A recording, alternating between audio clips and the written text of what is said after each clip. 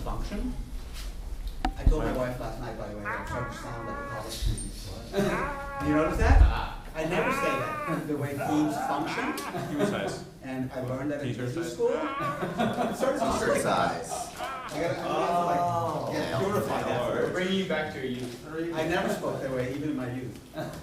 But anyway, and it's very interesting because I learned this model.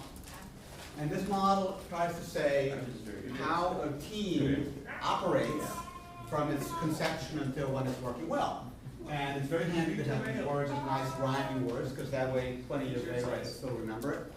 But basically it says the team first forms, and everybody gets together, and everybody's very, very in good behavior, and they're very respectful and so on, and they're working, trying to do something, and everything's great. Then at some point, they start feeling pressure, and there's dynamics that develop, and maybe somebody's not holding their end of the deal, or somebody else is domineering, and they start fighting, and they're kind of fighting for whose role is what, and you know, maybe it's gentle, polite fighting, maybe it's actually out and out fighting. That's the storming. And then after a while, if they're lucky, they move out of that phase, and they sort of get used to everybody's strengths and weaknesses, and they start performing. They actually start getting work done. They're norming, it's like they're getting things done. And then finally, the best teams, and not all of them get here, get into a mode where everything's cooking and everybody's exactly on top of what they're supposed to be doing, and they just fly and become a super performing team. So my question to each of the three teams is, did any of you feel like you went through any of these stages, and can you talk about that? Yeah, Yes. talk about it. I feel like just everything that you said applies to our stages. And where did you get to? Did you get all the way to performing, you feel? Yes. That you're cooking with gas? Yes. Uh-huh. And would you have found it useful to have this model in mind as you were going through it, so you wouldn't feel like, wow, we're fighting, but you would say instead, oh, we're fighting, that's about what we're supposed to be doing. Yeah, I kind of feel like if we had talked about this beforehand, Yeah. it would have been helpful. Yeah. To know that there was a light at the end. Right. There was something else that was, supposed to happen. Yeah, But it just kind of happened naturally. yeah. Anybody else? Oh, yeah, sure. I'd say that we were so much on our best behavior in the forming stage for so long Yeah, that only in the last couple of weeks have we moved on to storming. yeah. Do you feel like you moved out of storming into norming, or are you still storming a bit? We're still storming. I don't think we have good work patterns yet. Yeah, right. Anybody else have a reaction? Does this ring true at all? Yeah. I'd say we're more towards norming. I think we definitely had that forming phase. Yeah. And then we went towards storming and a lot of storming. I think we just recently entered norming. Yeah, right. Definitely not a performing. Yeah, right. So like for the future, how about vocal guys? What do you guys think of this? I guess we kind of have a set pattern now. So. Do you feel like, did it feel like you went through this thing or not, didn't really apply so much? Pardon? I have no idea. Mumble? How about you, Gaspar? What do you think? I think that's correct. Actually, we pretty much went through the same stages. Yeah. Like, I feel like the first few days, everybody was at best behavior. Yeah. I was at my best behavior. Yeah, then it went And downhill. there was storming, but I didn't pretty much see it. But, and then now we're like kind of trying to get everything else together. And Yeah. figure out the roles, but. So you're not quite, you're sort of entering norming, but not really solidly in it? Yeah, that's Yeah. how I would feel. Yeah, okay. Well, it's just useful to, to keep this in mind as you go through for your next project, and I'm sure you'll do a lot of teamwork. You kind of expect this to happen, and so you're not gonna be like, oh my God, we're gonna be fighting forever. Say, no, this is part of what we're supposed to do. But if Yeah. we had done this Sorry. before, if we had learned about this before, I think it would be different. You want me to tell you something? I Uh, bet if I told you this before, you wouldn't have even understood what I was talking about. Yeah. Yeah, absolutely. But Right. we would be You expecting. might have been expected to fight. Yeah, Okay, no, you you gotta don't start know. I fighting mean, you now. gotta go through it. You gotta go through it to really go, oh yeah. Otherwise, it'll be like, what is this esoteric thing he's talking about? Yeah. Yeah, so I want to agree like with the process. If I was exposed to the process before, Yeah. I'd probably be like, I don't believe you. I don't think that's true. Like your own thing. but it definitely did happen where we was like formed our own little comfortable space, and we felt comfortable in that space, we didn't wanna rupture it, but then it had to come to rupturing, which entered storming. Yeah. And now that the storming sort of is starting to like pass over, Yeah. we can start norming again. Yeah. And I feel like this is more of a cycle, Yeah. because again, eventually once you hit performing, your performance is gonna run out, Mhm. and then you're gonna be becoming comfortable again, which makes the performing, then you just have to keep going through it. Yeah, I think it does go in a cycle, and often the cycle happens when something happens. Yeah, A new person or people are added to the team, the project gets changed totally, something like that, then often you sort of go back through the cycle. Yeah. That's true. Yeah, I think we're also at this point just kind of all getting burned out, so it's adding something new to the mix. Yeah, Like, everybody's yeah. just really tired and not. right, it's true, it's true. Okay, anyway, I just wanted to share that idea, because I was thinking about it last night, that I think it kind of applies. Okay, so, let's get into this. So what is, who has an idea what the heck valuation means?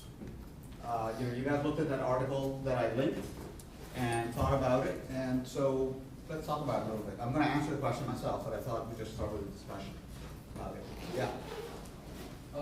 I think like whenever a company goes big or something like that, well, not essentially big, but anything has a certain value to it. And when it comes to determining monetary value, different people assign different values to things. Mhm. To me, this computer might be worth $1,000. To you, it might not be worth it. Mhm. So when you talk about valuation, companies have different analysts who use different procedures to be able to determine the total value of the stock of a company. Mhm. And that includes everything from intellectual property to physical capital in the bank, all kinds of stuff like that. Mhm. And in the end, they come up with, different people value things differently, but in the end, they come up with a range of within the value, which the value of the company are. And in this process of evaluation, Yeah. Okay, but what about, so let's go to the article though that says, okay, so, not all, leave the ones on, otherwise the video has to be like totally chat. Just turn the light one that's in the middle, this one. So Dropbox raises a massive round. They're raising between, let's say, $200 million. And they're talking about a valuation north of $2 billion. What could that possibly mean? Yes, Their companies seem to be worth more than $2 billion right? to other, like, for example, if a company wanted to come in and buy it, or Yep. if someone was saying, what is Dropbox worth? What are their assets worth? What are Yep. they supposed to, what is the company just overall worth, like, the Mhm. value? Yep. They would value it at $2 billion. Right, that's our, For me, valuation is like a very narrow specific term. yeah, It means, the last, amount that people bought their stock by yeah, times the number of stock left right. is the valuation. Yeah, that's true, and I'll explain that more slowly in a minute. That's totally true. The thing I want to just mention here is that there's a very close connection between the fact that they're raising, let's say, $200 million at a valuation of $2 billion. That's very important. That ratio tells you that after this investment is done, after they take this money, the person that gave $200 million has a very specific percentage ownership in the company. That's the very close connection. This is that when it's done, $200 million at a valuation of $2 billion means that they get 10% of the company. So they end up owning 10% of the share. So they're saying, we're willing to give you $200 million, and all you gotta give us is 10% of the shares. That means, ipso facto, that it's being valued at $2 billion. And that's what that paragraph is saying, and I'll go through it more slowly in a minute. I mean, I don't know whether this is important or not, Yeah. but I think you're implicitly stating that you can raise money only by selling stock.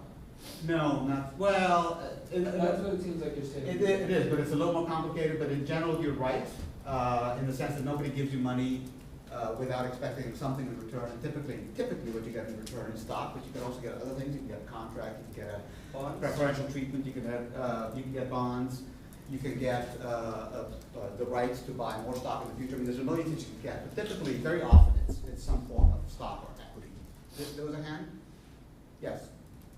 I'm so confused about, the section on raising the money. Yeah, Like, what does that mean? I'm gonna take that apart and go into detail.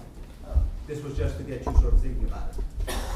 Okay, So we've got 4 learning objectives.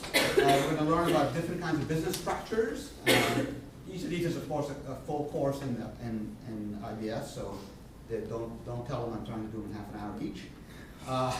We're gonna talk about finance for geeks, which is gonna answer your question.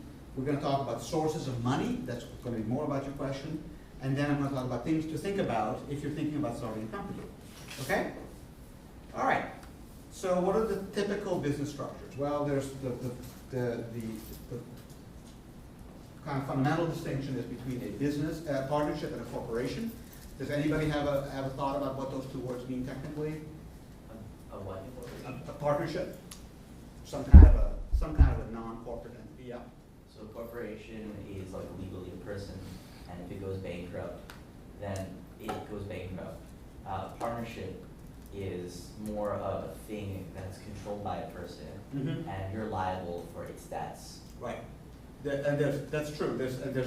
So the key characteristic of a corporation is that the liability, not only if it goes bankrupt, but if it gets sued, and if it does, and any number of other things, the owners, i.e. the stockholders, are not considered to be liable. Whereas if I have a paper delivery company that I own, I drive a truck around the delivery paper, and I run over somebody and kill them, they're going to have the right to sue me because I'm one of the parties in this company.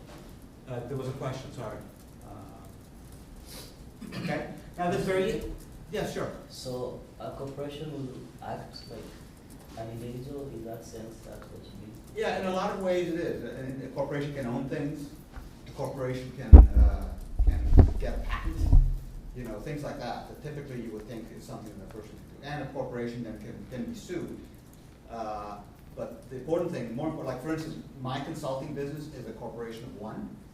And the reason I did that, although one could easily argue that it's, without getting into a lot of nuances, it doesn't fully insulate me. But one of the ideas was if I go consulting somewhere and I do something that causes a company to go out of business, then I wouldn't want them to come sue me and try to get my house. And so I created a corporation, which takes a little bit of money, and you have to pay every year. And there's many, many different forms of corporations, but the essential characteristic of a corporation is to insulate the owners from legal liability. Yeah. It seems to me that a corporation is only beneficial to have as opposed to a personal business, so why does somebody not own a corporation? Because it's expensive to get a corporation, number one, in terms of legal fees and so on.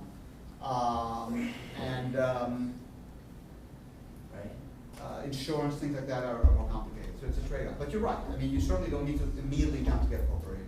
You certainly often can get a corporation, especially like the very small corporations called S-Corps, or something else which I mentioned, which is a limited liability corporation, LLC, which is very popular, or like you can practically, I think you can go to quicken.com and get it for like $50. So they do all the legal work for you. Yeah. No, that was my question on LLCs, but you got it. Yeah. LLCs, both LLCs, which are a somewhat newer construct, and S corporations, which means when people say S corporation or E corporation, they mean a corporation formed under IRS regulation S. So you can go look on the web for S corporations and you'll see that. Yeah. Are you talking about B corporations? I'm not. What are B corporations? I don't know, but when I talk to social entrepreneurs, they talk about it a lot. I think it stands for an official corporation or like some weird corporation that is not driven by the bottom line. I see. No, I don't know that. Okay, I'll look it up. There's all kinds of other, by the way,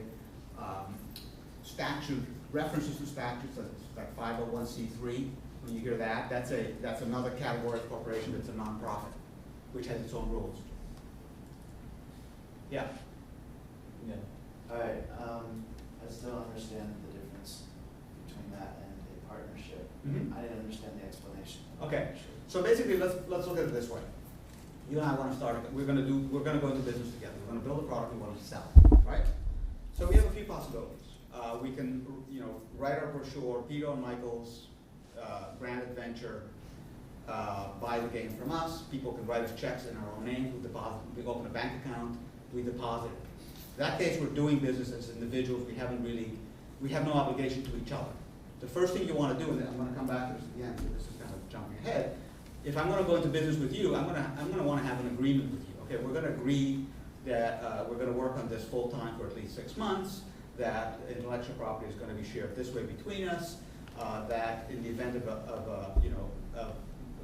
us needing to put more money in the company, we're gonna do it this way, and we're gonna have an agreement, a partnership, and we're gonna have a contract between the two of us. And we're gonna give it a name, you can just give it a name, XYZ Game Studio. That's a partnership. Problem with that partnership is that, two problems. One of them is if we wanna take investment, if we want a third person to give us $100,000 to work on this, they want something in return. I'm looking at Tim, so he's gonna invest in us. He's gonna want something in return, but what can we give him? What can we give him? We don't have stock to issue. We can write another contract with him, okay? That's a partnership. Can you only have stock if you are a corporation? Yes, yes. You can't have stock if you're an individual business, or private? An individual business can be a corporation, but you need to have an entity Have called a that corporation. license? Pardon? Is it like a license? type of No, thing? it's more like,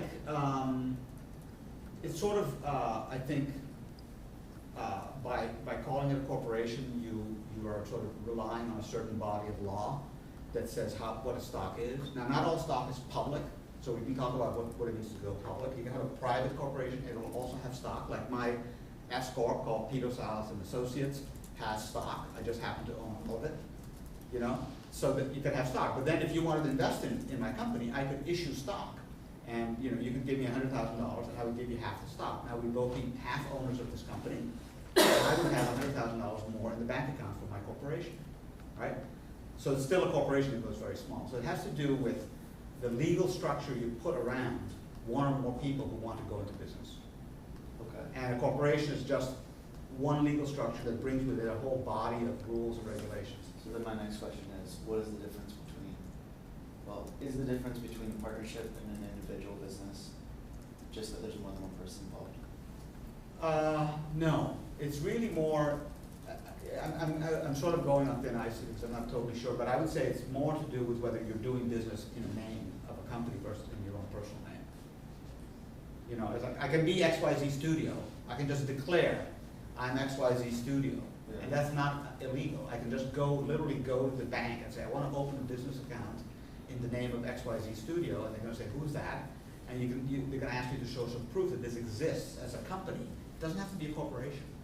And then they will, depending on certain ways that they want to verify that you're legitimately acting as a business, they'll let you open an account. I mean, you don't have to do anything to open a business, just say you're doing it. You don't need to have permission, you don't need to have paperwork. But if you have two people, then you do? Then it's smart. I mean, no, lots of people go into business together without doing something formal, and there's all kinds of heartache that comes from that. So yeah, you can do it, of course, people do it all the time. And I think you call it a partnership when you've done something to formalize it. Some kind of contract, by the way, can just be literally a letter between two people that both sign. So Peter and Michael agree the following. Number one, we're going to start on January 1st. Number two, we're going to work on games. Number three, we're both going to put in 40 hours a week for at least 6 months. Number four, we're both putting in $5,000. And number six, we agree that any revenue this produces, we're going to split half and half. Letter to each other, we both sign it. It's a legal contract, and we just formed a partnership. Okay, two more questions. Oh wait, two more non-Sahar questions. Sorry. Okay. You've used other quote. So like, what if like one of the persons only works 35 hours and Yeah. starts slacking off? Yeah. And then at the end of the time, they like don't get the game done or whatever. Can Right. one person say, sue the other person? Because Yeah, they could, and that contract agreement would be a very important lawsuit, and a judge would then decide, whether it was a legitimate lawsuit. that happens, okay. Yeah, exactly. Yes. You said something about 20,000, like, say you sell somebody a certain fraction of shares. Yeah. Say Peter Salas sells somebody 20% of the shares. Yeah. What happens when you want to issue more shares? You just issue more shares. And the person's. That's called dilution. Yes, The exactly. share just gets diluted? Yes, exactly. That's an important, very important concept. Wow. That's why people say, you can incorporate, you and the two of us can have a company, we own 50-50, then we go to a venture capitalist, they give us $5 million, now suddenly we own 5%, you own 5%, and they own 90%. That's the way it goes. That's exactly, and which makes perfect sense if you think about it. They just gave us $5 million. We can't still own half of it. What do they get for their money?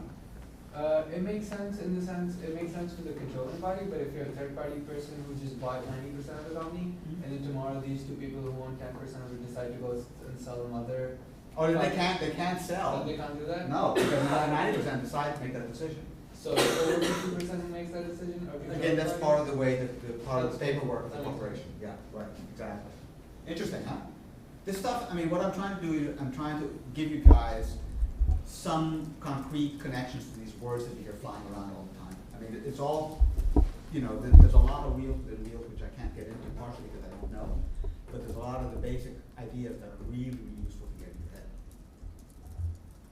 Okay, so let's talk about, so when people say equity, issuing equity, all they mean is stock. Stock and equity are the same thing, okay? So who can try to define what it means to, what a stock is, what a share of stock, of equity is, and what its purpose is? Yes? It's like a percentage of ownership of a company. Mm-hmm. The purpose of the company when issuing a stock is to get money, to raise money, because Mhm. they need money Mhm. to grow, to invest and everything. Mhm. They need money to make the business work. Mm-hmm. And then when they earn revenue, Mhm. they just split it by the number of shares and they give. That's exactly right, except the last part. They don't have to do that. They don't have to give the money back. Many companies, that would be called a dividend. Many companies don't give dividends. And we can get into that in a second. But did people understand that, or anybody else want to give their definition of what a stock is? Just one thing, he talked about a dividend coming from revenue, I think a dividend comes from profit. I think again, Right, profit, yeah. it's totally dependent. The dividend just comes from money the company has. There's no reason to say what it comes from. The company can have a huge amount of profit and not give a dividend, and another company could have no profit and give dividends. Well, they may, for example, own a huge building that's an asset. It's not making any money. And they may decide to sell that building. Now, they're not making a profit, they're losing money on selling this, but they've just got $100 million, and they can say, you guys get that as dividends. No profit, still a dividend. So the company decides to give dividends on stock based on how they want the market to think about their stock. It's just another reason to own stock. So, and deciding to give a dividend is a very, very complicated strategic question. Yeah. So how is it beneficial to own a stock, for instance, when you don't get dividends or? Anybody? I know that. Anybody else? Yeah. What's the question? The question is, why would anybody own a stock if you're not going to get a dividend ever? Oh, Yes. I'm not that versed in this stuff, but I think, at least what I understand. Never stopped you before. Oh. Well. I think that That's a good thing, Yeah, exactly. you can have the potential of selling the stock Mhm. when it's worth more money. Right. And so, Exactly right. The stock price can go up. So is the whole point of buying stock to sell it? I just, I just don't understand why you would want to buy and sell it. It's to make money. It's all about making money. But there's no point in actually owning it. sure there is. Well, unless if you own more than 50%, you actually own the company. Right. You can Yeah. make decisions. You could influence the company. There's another reason that you believe in what the company's doing and you feel proud to be part owner of it. You know, I mean, And you have votes. pardon? You have votes in the decision. Yeah, votes, You wanna yeah. give them your money? You want to help them. You want to see, you know, you said these guys are doing something important, and I can, you know, I just, you know, I think they make a great product. I want to make sure that they keep on doing it. I think it'd be great to own their stock. I feel good about it. Or I think they have a great product, and I don't think anybody knows about the product yet. And so, excuse me, Melissa's going to call me. So this is Melissa. Oh, no, it's not Melissa. Oh, she calls me Fox. You know, if I discovered a product that I think is fantastic that nobody knows about yet, well, then I might decide to buy the stock because I'm sure that it's going to be great. And once the world finds out about the stock, it's going to go through the roof, for example. But fundamentally, buying and selling stock is a matter of, you know, what do you have $100 in your bank account, You can decide to leave it in the bank account, you can decide to put it in a box under your bed, or you can decide to buy stock with it. You know, depending on how you think about those $100, you may make any of those decisions. Pay for college, yeah. Another reason why companies buy stock is to kill another company. Explain. Microsoft has a competitor coming up that's a really small firm, but they've got some great ideas that Microsoft Yeah. doesn't really want to incorporate, but at the same time, because they've got an alternate technology, Yeah. but they're feeling this can grow and actually steal a lot of customers. Yeah. They might buy the smaller company, Right. only intellectual property, and just shut it down. Yeah, often though, it's a little bit more, there's another element of, buy the company, only to shut it down, and to be able to get the people who work there to work at Microsoft. Mm-hmm. But you know, it's not that common to just buy it to kill it, but it does happen, yeah. I saw a hand somewhere, no? Okay, yes. Does this stock price value go up and down based on the company's value? The other way around. The company's value goes up and down based on the stock's value. The stock goes up and down by pure supply and demand. In other words, if enough people call their stockbrokers and want to buy Google, then the Google price will go up. If enough people call their stockbrokers and want to sell Google, then the Google price will go down. And what happens when people aren't selling? Everybody's just like sitting on their shares? People are always buying and selling. There's the specialists too. There's Yeah, your right. specialists that their job is to buy. Their job is not to buy and sell, their job is to be a buyer if nobody else, if you want to sell, and nobody in the room wants to buy, but you really want to sell, there's a specialist who will buy it from you. And their purpose is what they say, to create liquidity, to make sure that you always have the ability to either put more money into Microsoft or take your money out. And that's very important for the functioning of the stock market. Okay, anyway, so stock indeed is technically a fractional ownership of a corporation. And nowadays you hardly ever get a stock certificate. You hardly ever get a piece of paper. It's almost all, if you really want it, you'll get it, but they'll think you're weird. Generally, it's just a number in the statement, like a bank statement. It says Microsoft 200 shares, and then today it's worth X kind of thing. So that's what a stock is. What does it tell you that Google? This slide is from last year, so this is pretty interesting. What does it tell you that Google is $450 a share? Actually, right now it's about $550, and British Petroleum is $37 a share. Yes. Not much of anything. Okay, why? Because you can have so many shares for one thing. Right. And companies often like divide their prices in half. Called a Yeah, that thing. stock split. Yeah. And I think people just pick numbers people think look cool, and they just go with them. Yeah, I mean, there's psychological reasons, Yeah. but basically you're right, it doesn't mean anything. People understand that in fact, Google is not expensive and BP is not cheap based on what I just showed you here. It's just because how many people own stock in Google. The number that's more interesting is the so-called valuation Over of time, Google. yeah. Valuation of Google is what? Give me the formula. It's like It's 450 Multiply. by somebody else. Huh? By? The number of stocks people have. Yeah, exactly. That's the valuation. Okay? And so as long as new stocks are not issued, which they do get from time to time, it's a fixed number of stock in the world that's being handed back and forth all the time, very fast, between individuals or companies, but the number of stock is fixed, and so if the price goes up, the valuation goes up. If the price goes down, the valuation goes down. Yes? I think it does mean something important. That's kind of means lesson, don't put all your eggs in one basket. For Okay. a small investor, Right? it's easier to invest in 10 companies like BP rather than one company like Google, which should tie them up. Right. That's very true. That's very true. In other words, and that's the one, there's a psychological effect and a practical effect, which is if you have $100 to invest, then you can't buy one share of Google. So Google is, by doing this, and it's very purposeful, I don't know what their explanation would be, but they control this. They can just decide to split the stock and drop their price by 50%. They control this. They decide they want a stock in this price range. And what they're doing is preventing somebody who doesn't have at least $500 to buy one share of stock. And there's some thinking behind it. I can't say what it is. Yeah. Is there some kind of crazy reason they do that, like preventing computers from buying and selling shares? No, computers buy and sell shares Okay. of all sizes. No. Okay. I don't really know the rationale. I don't really know the rationale. Yes.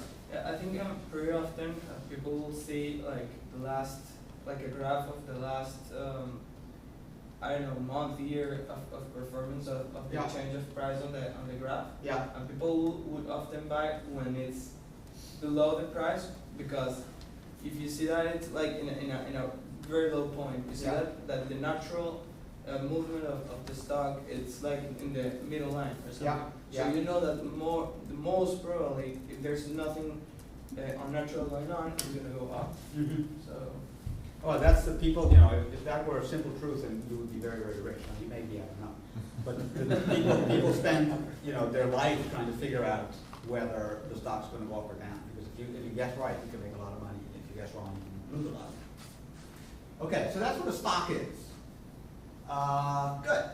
I think we're done with the first phase. Let's go to the next phase, finance for geeks. This is, say what? I have a question before we move on. Yeah. So, you said that the stocks go up and down by people. Yeah. Or So- computers, but they're being bought and sold on behalf of people. So the patterns of stock and guessing on what goes Yeah. up and down is in essence based on people though, Yeah, right? yeah. Interesting. But that's based on what influences people's opinion about the company. And it becomes a very funny kind of wheels within wheels thought process, because I know that people think that when Google Plus comes out, it's going to help their advertising revenue. And so I believe, therefore, that as soon as Google Plus comes out, stock price is going to go up. So I know Google Plus is coming up next week, and I buy Google stock. But then you know that most people realize that Google Plus is coming out, and most people probably think that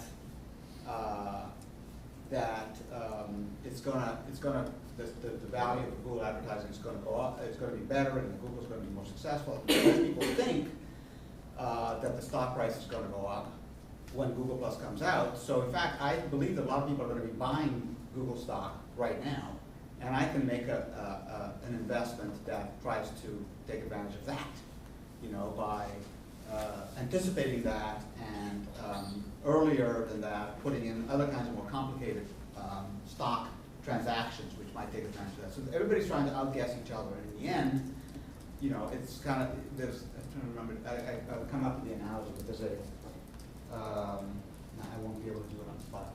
But anyway, so it's a very involved wheels within wheels kind of psychodrama, and it's impossible to guess. And companies, you know, investment companies, stockbrokers, money managers, all those guys, you know, make fees, get paid a fee on behalf of investors because they claim they have some secret way to predict that better than the next guy. And of course, as you can read in the paper, there's massive amounts of money that are involved in this. Yeah. So say I bet for or against the company. Yeah. And Google releases Google Plus, and I think it's gonna go up. Yeah. When I buy the shares at the current price, how do I sell them to make money again? You open a free account at Schwab. Any one of you can do this probably. I don't know exactly if there's an age cutoff. And you send them $100, and it's sitting there in a bank account at Schwab.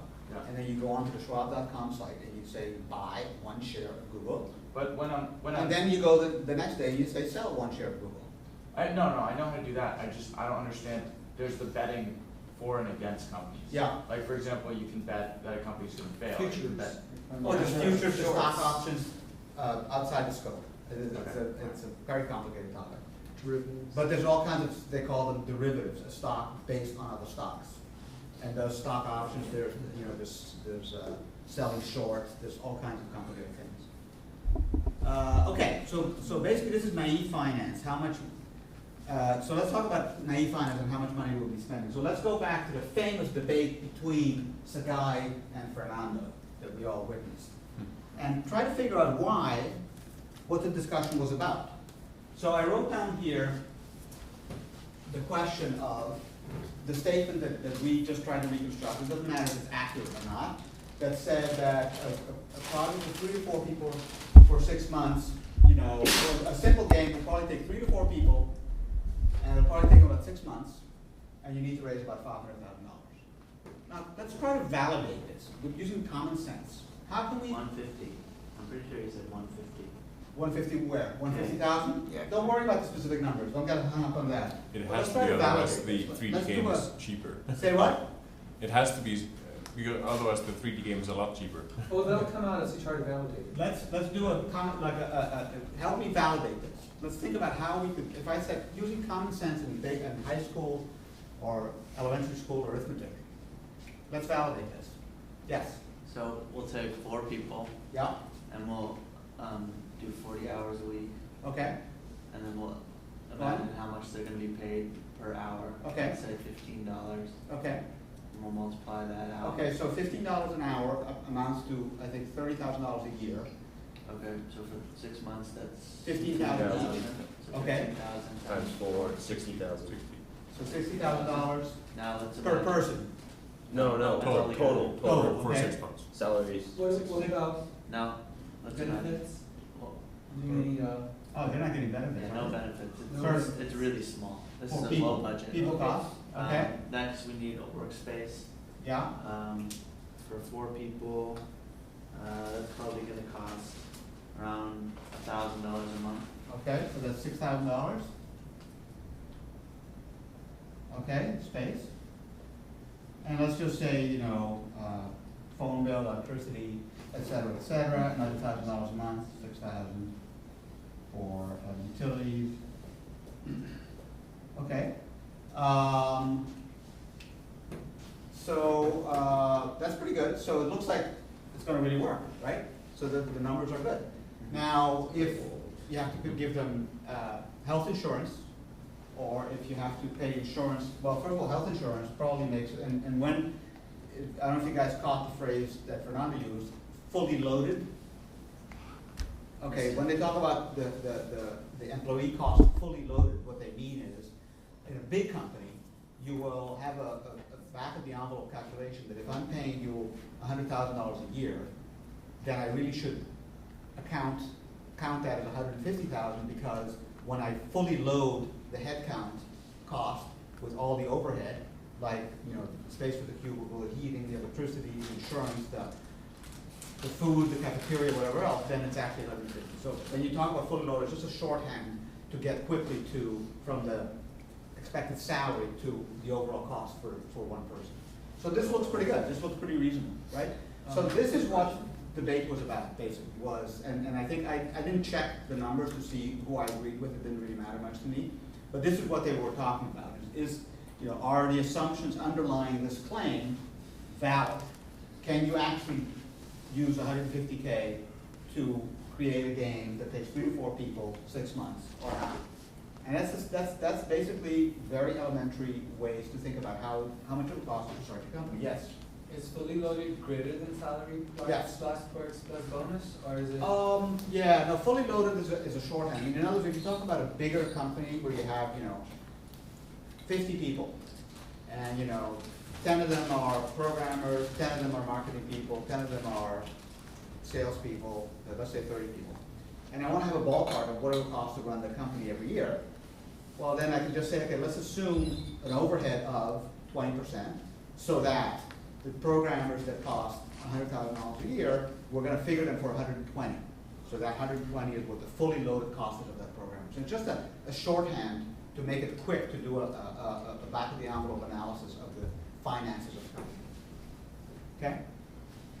So I won't even go through this, but I just want to point out that it's all very, very simple. If you just stop and think about it with common sense, take it step by step.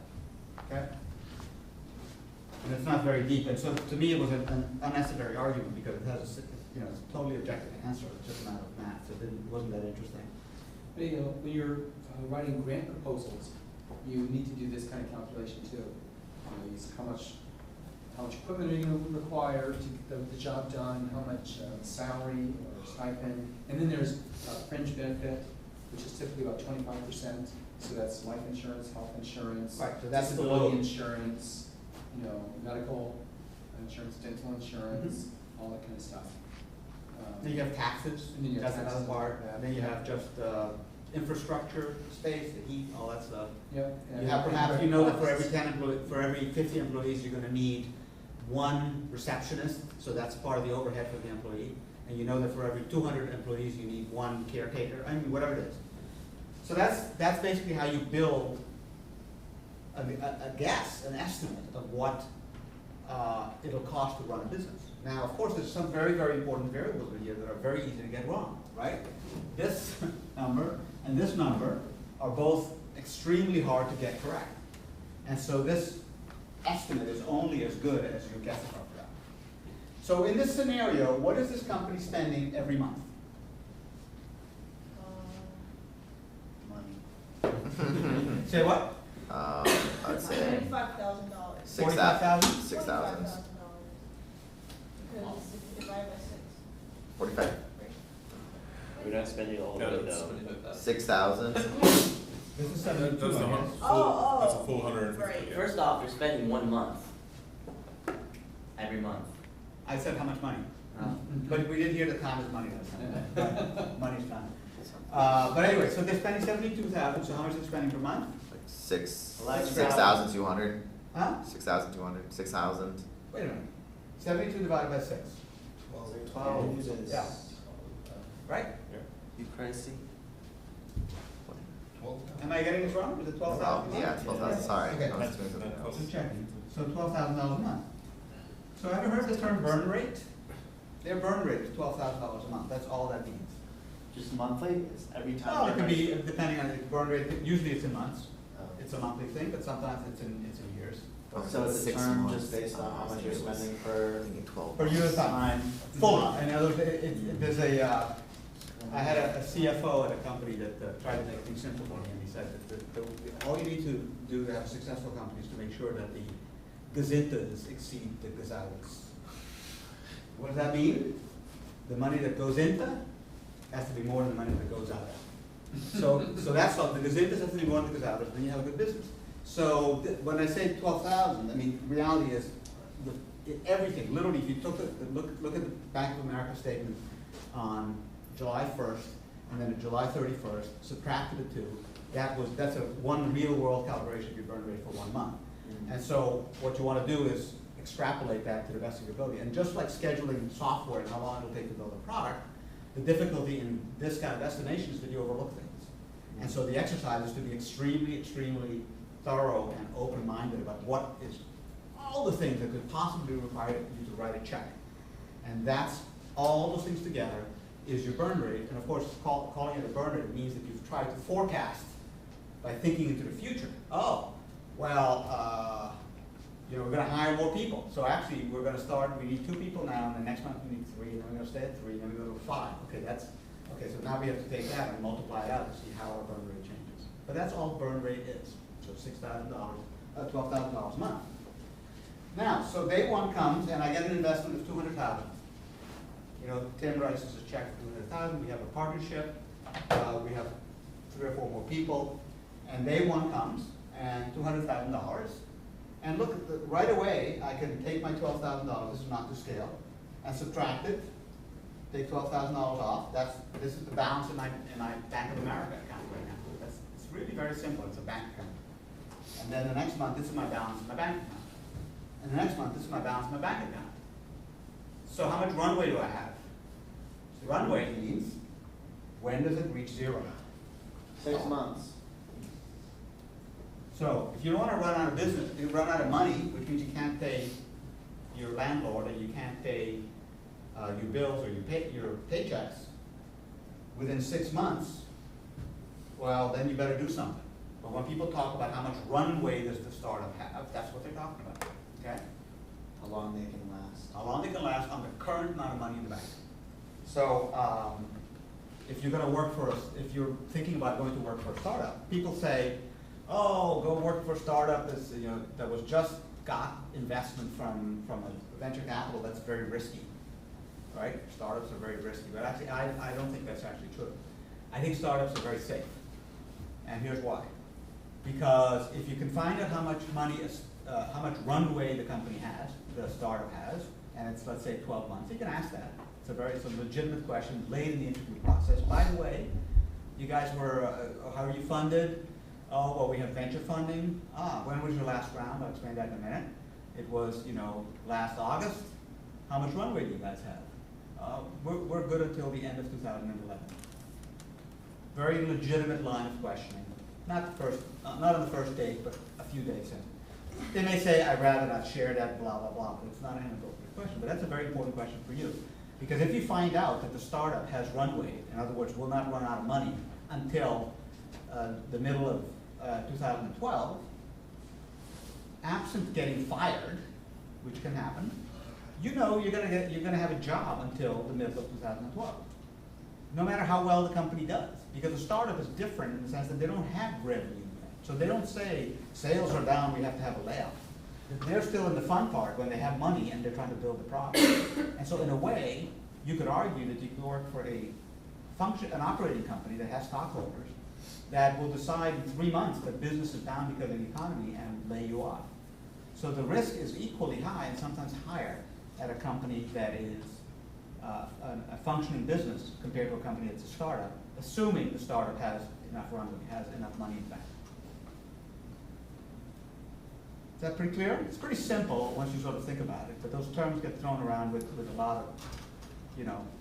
I think it also depends on your role in the startup. Yep. If tomorrow the startup decides it doesn't need that feature and cuts down, if it's a big startup like 38 Studios, Yeah. they decide they don't need that department, you're still gone. Yeah, but 38 Studios is not a startup. They spend a huge amount of money, and Kurt Schilling is probably getting a little tired of writing the checks. And his board is telling him, hey guys, we're not gonna be putting more money into this. So their burn rate is very, very high. And they're keep extending, I'm using the lingo, extending their runway by putting more money in. And somebody who's putting more money in is saying, enough. So that's a little bit different situation. They're a company that is, God bless them, I like them, but it's been going for a while. They spent, I heard recently $150 million. I think it's more than that. I spoke with somebody who works there. Is the game fantastic? That's also what I heard. I mean, at a certain point, yes. The other thing is, startups usually have less money to play with, so if they're gonna hire you, they're gonna be short. Right. They need you. They give you 2 6-hour interviews. Yeah. Anyway, so that's that simple idea of burn rate, runway, and other odd terms. Let me see if there's anything else to add. Now, of course, you realize this graph gets a little bit more interesting or involved if you think about it this way. You make a plan. I have a quick question. Yes, talk. So you said that startups are risky because you know how long that you. They might be less risky. They're not necessarily more risky. Yeah. Well, what about the risk of like, it not doing well, you've still made your money, but then you are associated with this group. Yes. Does that play a part? Yeah, maybe. I don't think, that's a very interesting question, which I think somebody else alluded to the other day. It might have been Sahara, I don't know. Which is the question of, why do this? What does it mean career-wise, et cetera? This is personal belief. I happen to think that the first question is going to be, are you learning and growing, and are you enjoying yourself, and are you making what you think is appropriate for somebody like you? And after that, I worry much less about stock options, about getting rich and all that stuff, because that is so unpredictable that it's not a good idea to join a company because of that. And by the same token, in my opinion, by the same token, I don't think anybody I don't think it'll be a negative on your resume at all if you join the startup that looked plausible on its face and it turned out to be a failure. Now, if you have 10 of those in a row, maybe, but otherwise, that would be the last word I have. Now, if the company is doing something ridiculous and you join it and it fails, but even then, I don't think so. I really don't think so. Okay, so I was just going to show a slightly more complicated case, which is, and I won't work it out in detail, but where they decide that they analyze the product, and instead of simply saying that it's going to be 3 people, they decide that it's going to be, it's going to start with 1. These are months or whatever. It's going to be 1 for this, and it's going to become 3, and then something's going to go to 7 because we shipped. Okay, and then they also decide, and then they do their calculations, and then they figure out what their burn rate is going to be at each point. They figure out overhead, all the other costs, buying computers, travel, meals, Coca-Cola in the fridge, everything they need in the forecast, and they come up with a total here of how much money they need each month, or, let's just say each month.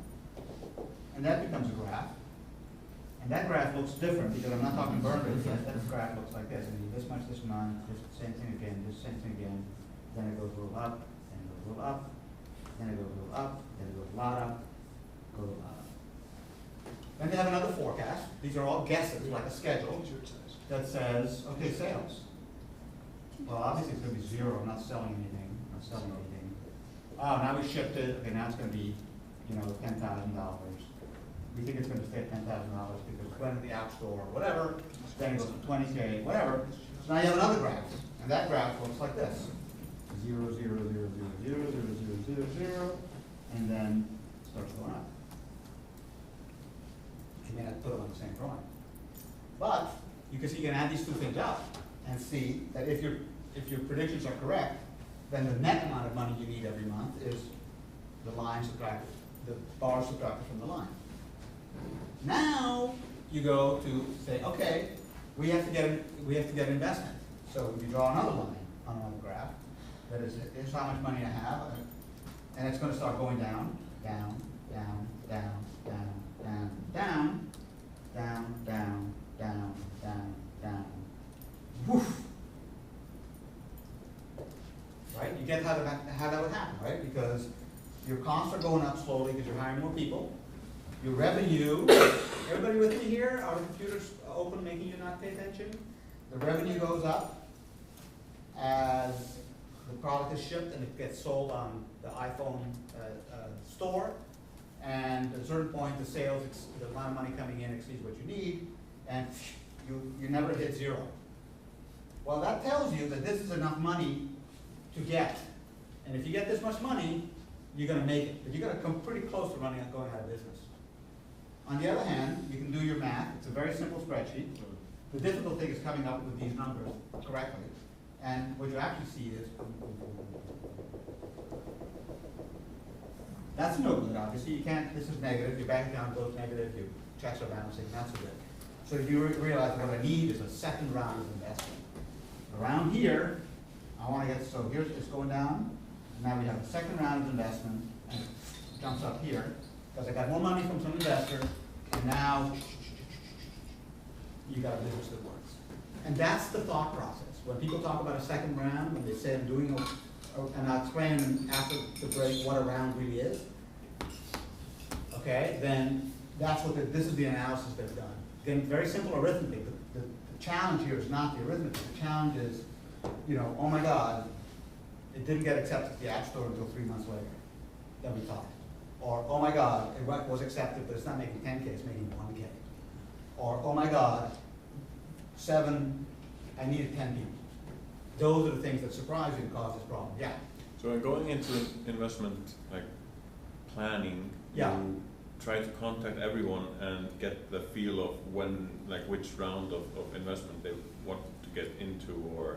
You mean in terms of getting more money? Yeah, I mean, if someone is ready to go for the first round, you give them the biggest benefits at the end, option buy stock at cheaper rate than if you buy in later rounds. And yeah, exactly. Yeah, because they're taking more of a risk. Right. And I'll get to that, I think, right after lunch, right after the break. But yeah, exactly. And I'm guessing the second rounders will be sure, we'll go in second round if.